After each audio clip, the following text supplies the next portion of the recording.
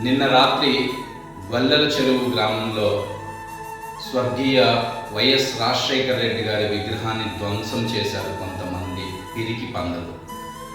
నిన్న సాయంత్రం ఏదైతే సంతమాగులూరు మండల ఆత్మీయ సమావేశం జరిగిందో దాన్ని చూసి తట్టుకోలేని కొంతమంది యతవలు ఈ విధంగా చేయటం చాలా దారుణం.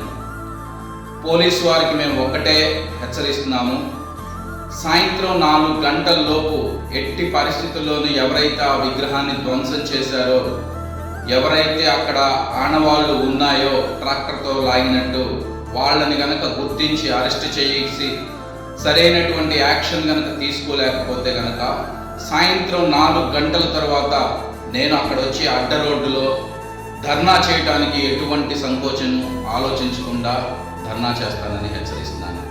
వెంటనే తక్షణం స్పందించి ఎవరైతే ఈ దుశ్చర్యకు పాల్పడ్డారో వాళ్ళని అరెస్ట్ చేయాలని పోలీసు వారిని కూడా హెచ్చరిస్తున్నారు.